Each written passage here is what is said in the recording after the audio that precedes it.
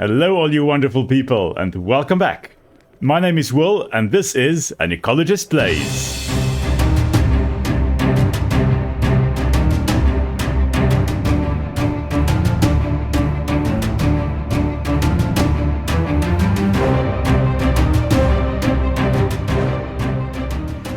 Our mission today is quite simple. We have to find dry land and avoid dying in the process.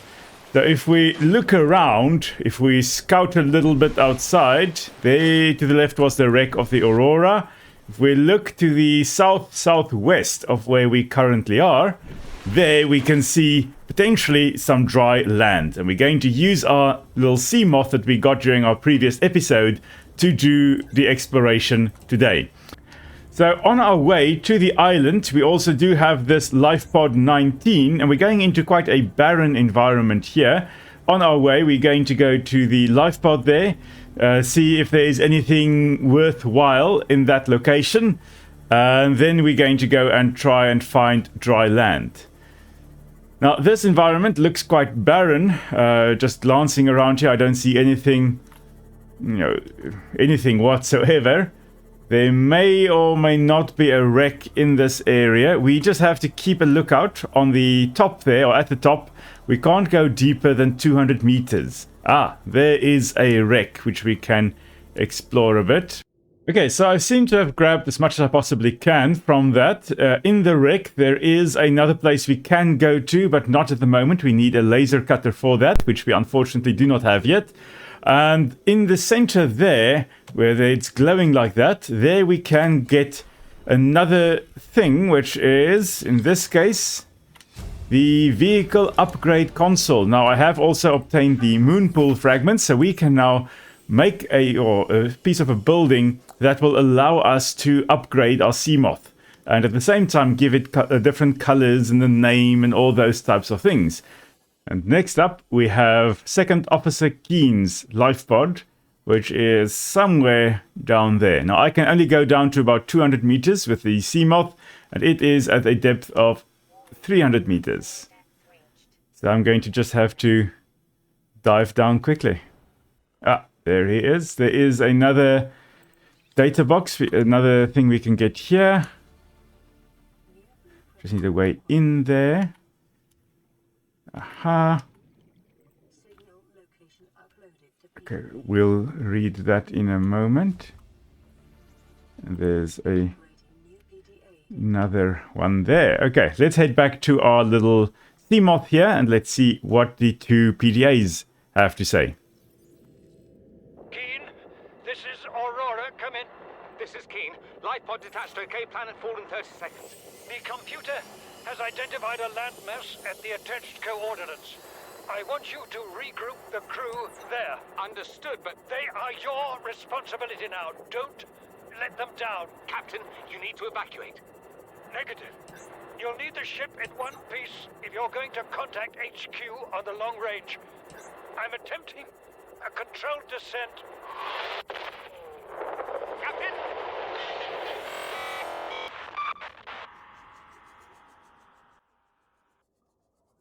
Oh dear. Okay, so we've got the beacon over here, which says rendezvous point. And if we look at the PDA here, it says that we've got to get together at the nearest landmass, which is this place over here. So let's have a look to see if we can find anyone else here. Doesn't seem like it. However, we do have another PDA. We have to board the Aurora, repair the long-range comms, make contact with the other survivors. We can't be the only two that made it. Those are not the orders the captain gave me, and they are not the orders I'm giving you. This isn't chain of command, it's survival. My obligations as acting commander don't turn on their convenience. Get out of the water. If I get into trouble, I'll send you my coordinates. I can't let you go alone. Then come with me. You don't leave me much choice. Received emergency transmission from Second Officer Keen, 2 hours after last activity. Rendezvous was a failure. Intercepted a transmission from Altera HQ. Seems they sent a data package to the Aurora. We were intercepted by a Leviathan-class predator before we could reach the ship. Consider the CTO and I lost at sea. Be safe. Keen, Out. Picking up multiple energy signatures on the island's surface. Ah, okay, so quite a lot that happened there. It seems that the captain went down with the ship, so I think we can assume that he didn't make it. The second officer, Keen, and the chief technician officer then came to the rendezvous point here, eventually made it here. However, they went back in the water to try and, I don't know exactly, do something. Get back to the Aurora and try and get the long-range scanners, I think, sorted out. But this island in itself is quite weird, because normally islands do not float like this. Islands, on Earth at least, are pieces of the land or pieces of the ocean floor that stick out above the ocean. So islands generally don't float. In this case, however, they seem to be able to, based on the fact that we've got these ancient floaters that are attached onto the rocks here. Now, when we get back to the shallower waters, I will also scan the floaters that we've got there, but it seems these are either a different species or the adult forms of the smaller larval, basically, floaters that we've got around in the environment closer in the shallows, basically. Now, on what we saw way up there looks quite promising. Way up on the top of Lantley, it seems like we've got a building.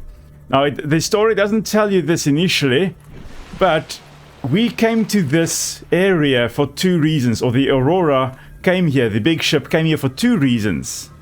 The first reason was to build a phase gate which will allow them to traverse space more easily. But the second reason, the more secret reason, was to find out what happened to the crew of the Degasi. The Degasi was another ship that came to this area, to this planet, and it's unknown what happened to them. Their crew basically just went missing. So I suspect that if we went up there, we would hopefully get a clue as to what happened to them and fulfill that, at least that secondary objective of the Aurora. We are quite thirsty, so I'm just going to drink that. And let's see. For the first time, we are on dry land. So this is a little bit more familiar territory if we are, from Earth. We've got some weird alien plants here. Here we've got the bulbo tree. Not to be confused with Bilbo Baggins. This here, the bulbo tree, I think it would be a more accurate representation or accurate pronunciation. Now, we've got bamboo-like shoots sticking out here. Now, bamboo is a type of grass. This, however, seems to be a large geophyte, or a caudiciform is also called. A caudiciform being a plant with a swollen stem, a caudex. And this caudex here, this swollen part of the stem, is most likely to store water. So if we go and cut it, there we go, we get some samples of it. And we can now go and eat that to get water and food, which I think is quite nice. Now, we definitely have to bring back some of these samples back to our base so that we can actually start building a proper base with all kinds of plants and animals on it. This here, the grub basket, also quite a fascinating plant. Bright orangish reddish colors would be to attract a variety of insects, and what it does with that is what makes it so fascinating.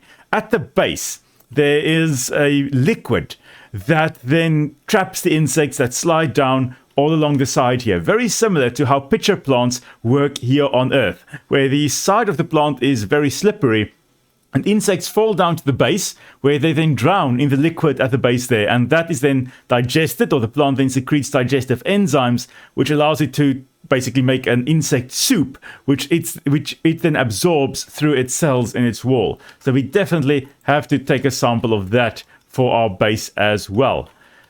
Next up, voxel shrub, looking very similar to the proteas which we've got in South Africa. This, however, not really much said about it, apart from the fact that it's got a very angular appearance, which reminds me kind of the bracts of a protea. And we have gotten samples of that as well. Voxel, interestingly enough, is basically a three-dimensional representation of a pixel. Voxel being short for volume and element. So a volume element, so basically a pixel but in 3D space. Probably referring to this weird abstract nature of the shape of the plant. pink cap, a weird pink mushroom here as well. Now we definitely need to take some decomposers for our terrarium that we're going to build, or our base that we're going to build, and the plants we're going to keep there. We've got another one here, the speckled rattler. Let's scan that one as well. This looks very similar to a morel, which is a type of mushroom found on Earth, or a fungus found on Earth. Now, with fungi like these, both these ones here, what we see on the top here are simply the fruiting bodies. The majority of the fungus would actually be located underground, where they are growing just below the soil surface, decomposing anything in the soil, and then basically just producing these fruiting bodies. And here we've got the Jaffa cup, most likely another fungus based on those slits that you can see on the underside of the fruiting body here. Also very similar to some mushrooms that we've got growing on Earth as well. Now these slits there would probably be where spores are produced, and the spores being like seeds but not quite seeds because they formed differently compared to seeds of flowering plants. But from there these spores would be dispersed generally by wind, in some cases by insects as well, and these spores would then blow vast distances, land somewhere, germinate, and then form a new fungus. Then we've got the Ming plant over here, another flowering plant most likely, and you can see this vase-like appearance, appearing basically like a vase, or very much like a Ming vase, a vase from the Ming dynasty from China, and that's probably where it gets its name from, resembling the Ming vases. Interesting that these cracks on the skin here, on the outside of the plant, is most likely due to wounds that have healed. Very often, if plants are damaged, they will secrete some kind of resin that will then seal the wound and prevent infections by fungi or bacteria or viruses. So a very nice way of protecting the health of the plant. And it seems that those cracks there are where the wounds have healed, and the plant is then able to just carry on living normally, giving it that appearance. Now, this is very similar to how broken objects appear if you use the one Japanese custom of fixing a broken object by melding it together using usually a very brightly colored substance. Often gold was used to fix these broken pottery, for example, which would then make it appear more beautiful than the original whole object was. So basically an analogy for humans, where even though you may be damaged, if you can, get better and repair yourself, you are a more beautiful person for it, rather than just looking at an unharmed person. So interesting. We've got a cave going down here. Let's shed a little light on the subject. Oh, we've got an interesting alien structure down there. Well, let's have a look. So, what could this be? Let's have a look. Alien arch. Okay, let's scan it, see what we've got. Theories on the function, so it's unknown what it is there for. It may be for ceremonial or religious purposes, or industrial applications, or an advanced transportation medium. It does kind of look like a phase gate, or something. Well, this is what I would imagine a phase gate would look like. So my money is on it being a teleportation device. But let's investigate a little bit further as we go along. Okay, I made my way outside again eventually after getting lost quite a bit there. Oh, we found some growth beds, or grow beds. Okay, exterior grow beds. It seems that this would allow us to actually grow plants outside of our base. That would be very, very useful. And what have we got here? A small marble melon.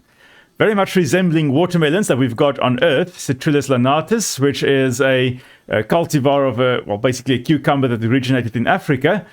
Except that the cucumbers and watermelons that we've got on Earth are actually vines which produce the fruits as the flowers have been pollinated, producing these watermelon-like fruits. This case, however, it is a fruit with leaves on top of it, which is a very weird growth form. Now, the PDA does explain that this plant here actually absorbs water from the atmosphere rather than its roots, which is a very weird way of doing things. And it most likely then starts out as a little seedling, absorbs water from the atmosphere, photosynthesizes, having these leaves, and then forms a swollen section, which then will have a flower in it. Being that the Marblemelon here itself is actually a fruit, it's most likely that the flower is located in the stem of the plant and is then pollinated and then produces these fruits. Now, I highly doubt we're actually going to see that in action as we go along with our playthrough, but that is how I would suspect this actually forms, because a fruit can only be formed if you have a flower that is pollinated and fertilized. Let's see, Chinese potato. Very much growing like potatoes do on Earth as well, where you've got the stem growing over there and then side shoots forming, and then you've got the starch-rich potatoes basically growing underground. In this case, there are so many of it that it gets pushed outside the soil as well.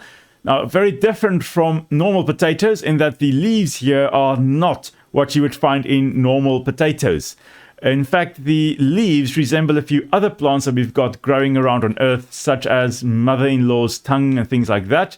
Seems to have bioluminescent flowers, and I would suspect then that it would be pollinated either by moths or fireflies, or goodness knows what, whatever the equivalent is here on planet 4546b. So now we've got a choice of left or right. I think let's go up to the left first, and then we'll go to the right-hand side. It seems to be quite a tricky path, and I'm just going to mission up here, running far faster than I normally would in real life, because I am terrified of heights. And then I'll meet back with you up at the top. So we've got a few things to potentially scan here. A bulkhead. Now this should allow us to seal passageways and strengthen the, basically the buildings that we are going to be building, the base that we are going to be building. Let's see, what else have we got over here? New blueprint. Okay, we also have composite plant pots. Now, this will allow us to build smaller things in our base. Wonderful. We also have an observatory. Now, very difficult to see here during nighttime, which it is now, but we would be able to build this glass dome to, well, observe the creatures around our base. A swivel chair, which unfortunately does not swivel, apparently. And then we have a PDA. Let's see who it is from. Integrating new PDA data. Now, it seems to be from the Degasi people, so let's have a look and see who they were. This island is a godsend. Look out of the window. No predators. Fresh food. No building materials, nothing left of the ship. And your kid says we're gonna starve without more grow beds. Speak up, kid. It's true, Father. The natural growth rates are too slow to keep supporting us. All I'm saying is ocean's got us surrounded. No use hiding. Sooner or later, we'll get our feet wet. The rest of your life may have been a fight, Maida, but I've made my decision. You want to forfeit your emergency pay to take a swim? Go ahead. Believe me, I'm thinking on it. So it seems that there was a father and a son and a third individual, a woman, Marguerite, they were the survivors of the Degasi. Seems they were the only one. Let's have a look. See what we've got around over here. There's something flying over there.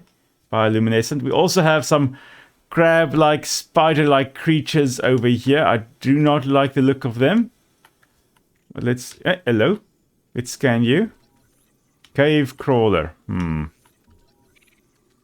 They seem to be quite intent on making me food. I'm not very keen on that. So I will defend myself. I'm not going to actively go out and kill you. But if you want to attack me, well, you're going to see the sharp end of my knife. Come on, I dare you. Really? Really? You really want this? Yeah, didn't think so. Didn't think so. Let's see what we've got here. What is that thing? I don't know. I found it outside in the sand. Part of another ship? None I've ever seen. It's not even scratched. Don't fool around with it. It might be worth something. Stand down, Chief. If it were gonna crumble to dust, it would have done so when I picked it up. It's glowing. We're not the first people to come to this planet.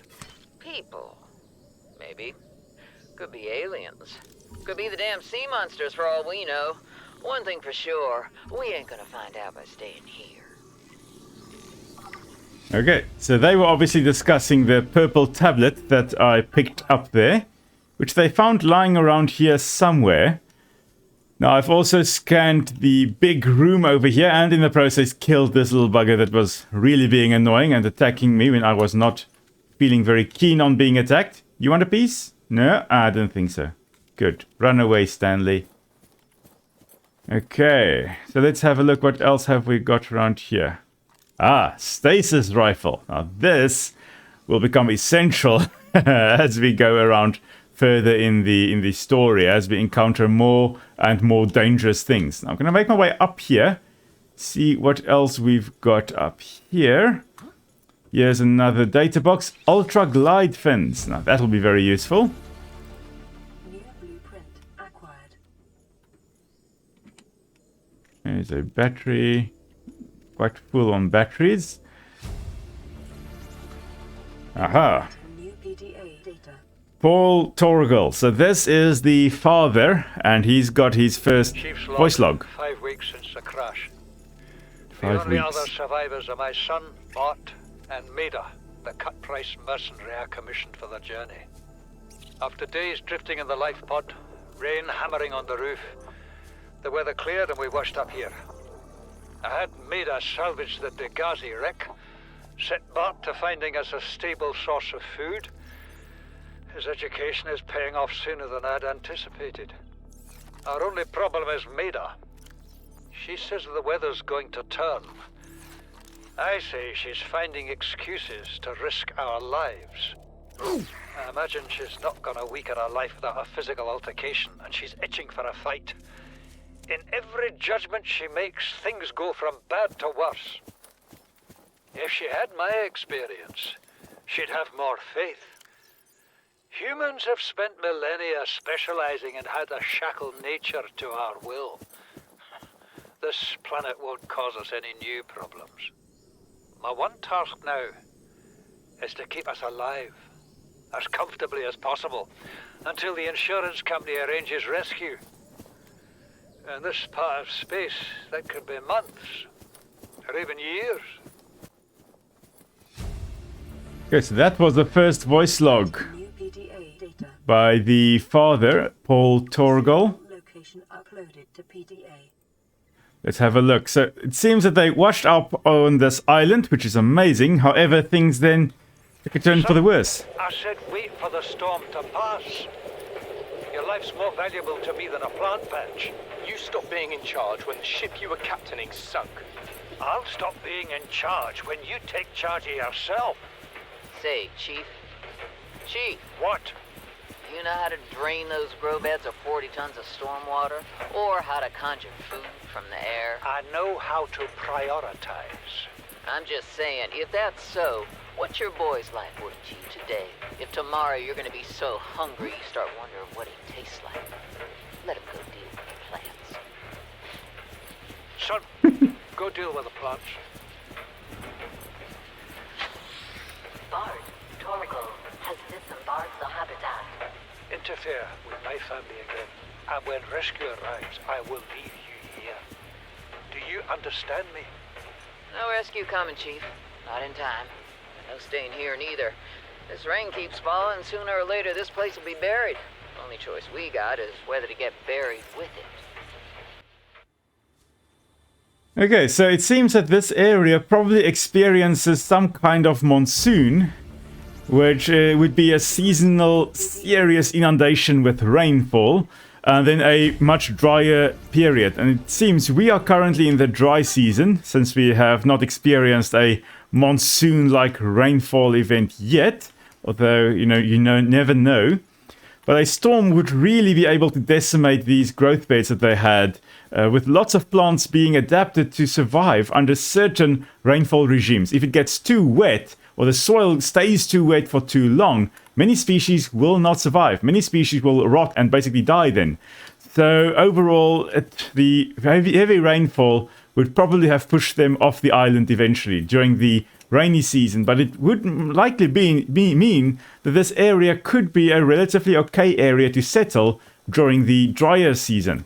I've gotten lost a bit here. Okay, let's just get my way back here. There we go. So overall, wet season, probably not the best for this environment, but dry season potentially quite suitable. So those were the first two messages. We've got a third one here as well. So aftermath, which would be after the massive storm that knocked the area back. You see, Chief, you brought us to this sodden planet.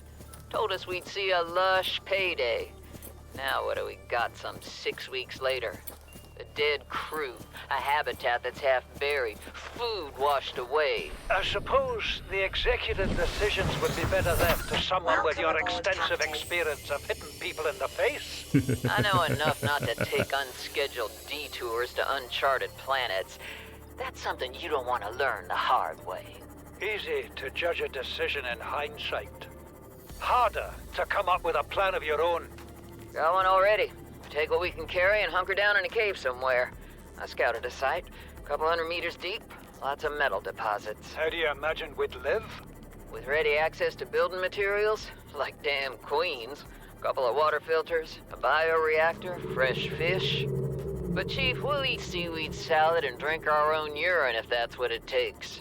All that matters is, do you got something better? Send the coordinates to my PDA.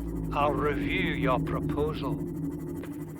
So overall, there have been quite a few interesting points made. First point being earlier when Marguerite said that what's your son's life worth if later on you're starving and you think how good he would taste.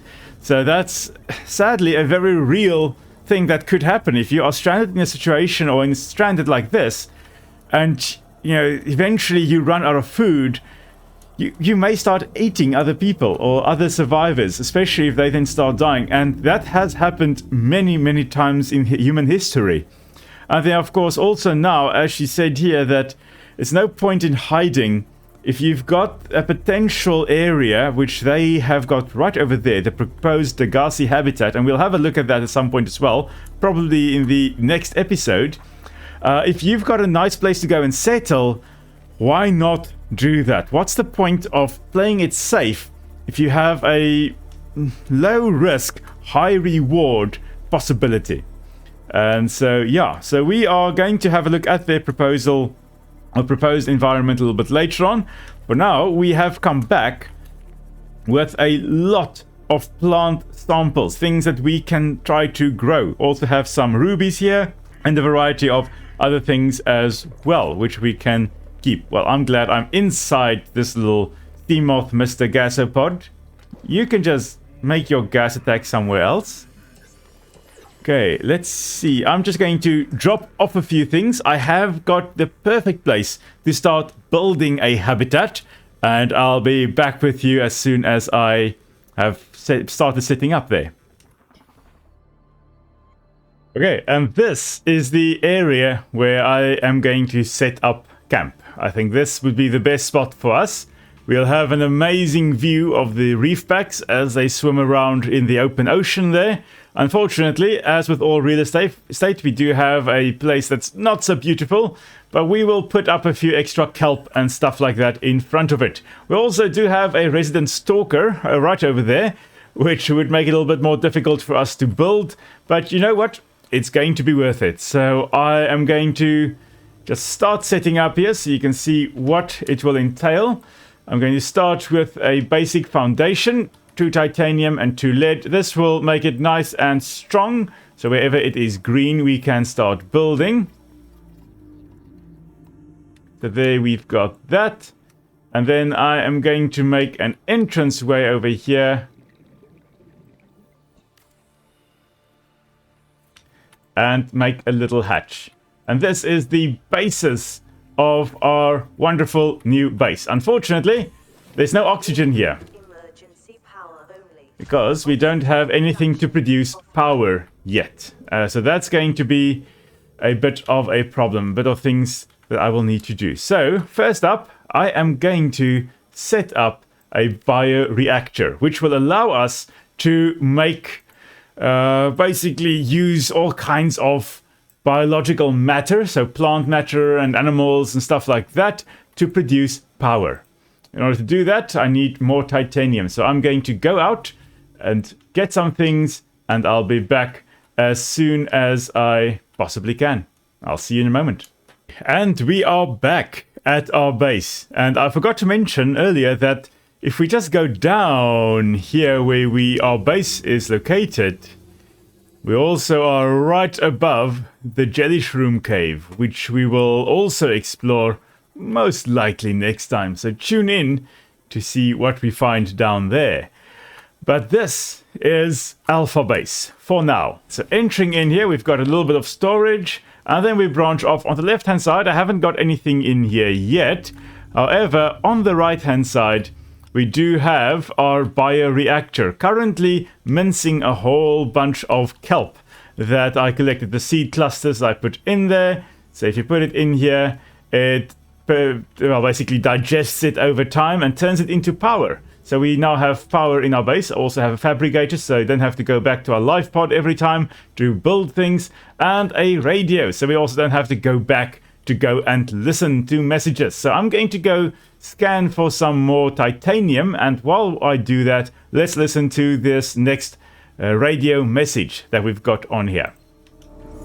High priority automated message from Aurora lifepod 13 coordinates attached. Lifepod is carrying high priority passenger. Yoki Kasa. I said Kasa. Why do I have to record this anyway? Send immediate burial detail. Okay, so we're back at our lifepod for the first time in a while, and there's a good reason for that. I had to come to the shallows to come and collect coral tubes, or pieces of the giant coral tubes that we have had a look at previously. And that's because on the left-hand side, you can see there, I am very thirsty.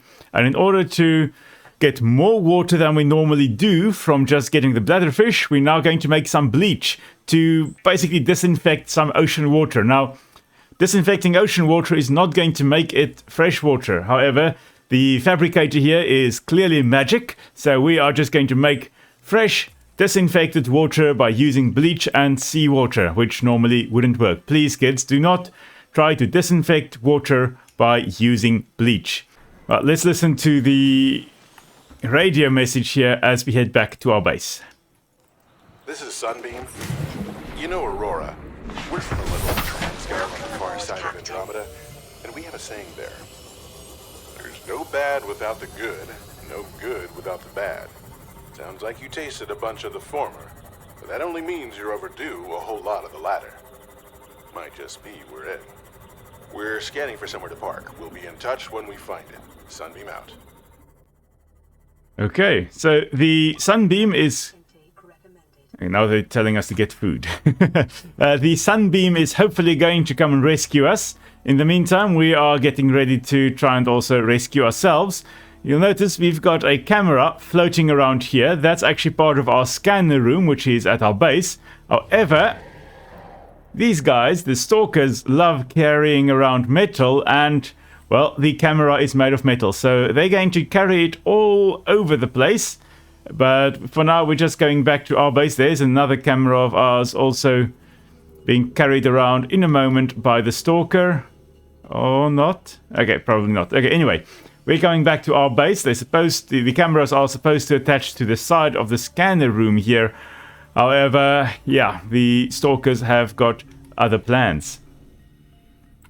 So entering into our base now, it looks a little bit different. We've got bulkheads now, which are used to seal up the environment. So if there's ever a leak, we can seal it up. It also adds extra strength to the base.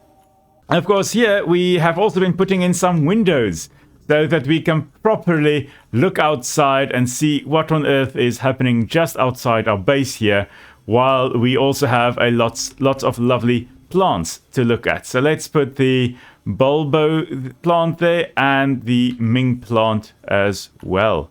As we come in, we want a lovely tree to greet us. So let's put a lantern tree over there. We're going to put another one over there as well. But I also want a Ming plant over here. I think that's going to be a very nice decoration for the base as well. And we're going to put a Chinese potato in there as well. So now we've got a few plants growing there. We've got a Ming plant growing there. We've got a lantern tree growing over there. So then if we go to this side of the base, we still have our bioreactor here. We've got radio again still, fabricator, and then going past here, we also have our new area, which is our scanner room. Now this scanner room we can upgrade on the left hand side here to make it quicker and things like that, and we can scan for things that we have recently seen, things that are generally then in the area, and it will tell us on this map where those things are. Now we can upgrade here on the left hand side to have a heads up display chip, which will then allow us to actually see exactly on the screen where those different things are. Okay. Yeah, as it says there, I'm basically starving. I'm just going to quickly go outside, grab a few fish, and I'll be back in a moment. Remember that materials you gather are the property of the All-Terra Corporation. You will be liable to reimburse the full market price. Your current bill stands at 3 million credits. So while I was busy grabbing food to eat, I also came across a shale outcrop, which I then bashed, and that gave me a diamond, and I had that subsequent response saying that anything I take, I have to pay back. So my own survival will be, on my own dime, which is not a very nice business model, Alterra. However, I'm just going to quickly get some food in my belly so that I can carry on, not being dead. Okay, and then let's take our one camera here for a bit of a test spin. Aha. Okay. Camera 2 is currently in the jaw of a stalker. That's not helping me at all. There we go. Okay. Make a run for it. Run, Forest! Run! Okay. Hopefully we have lost the stalker. It's not following us at the moment. Oh, is it? There? No. Hoverfish there. So let's take this little baby down for a spin to go see what is in the deep dark hole down here. So we are going to come down here a little bit later in our next episode, probably, if all goes well, because we do have to get to that Degasi habitat right over there. We have got a variety of weird new fish here. That is a fish known as the eye, because pretty much its entire body is made of eye. We also then have shale outcrops like that one there, which we have to visit and come to. Some more shale. Oh, I accidentally killed an eye there. Eye. And then we've got these big jellies over here. Oh. What on earth am I doing? I just want to have a look inside. Oh, there's an egg down there. Okay, we're going to come and investigate that next time. Oh, I'm stuck. Where am I? I need to get out. There we go. Okay, cool. We're definitely coming down here. There's some more shale. Yes. There should also be some magnetite down here, which will be very, very useful when we get here. But that I'll leave for next time. So I'm just going to head out and I'll meet you at the surface in a moment. Okay, so we've had a bit of a test drive over there. Now, this brings us to the end of today's episode and what's going to happen next. So next time, we are going to go down there, hopefully, if we get time for that. But we also have to go and investigate. Where are we? There. Past our old lifepod, we have to go to the Aurora and see if we can put an end to the horrible radiation that we also have pretty much everywhere. So join you next time as we try to bring a bit of a reduction of pollution to this planet and we get up to all kinds of other mischief. So until then, stay safe and I'll see you soon.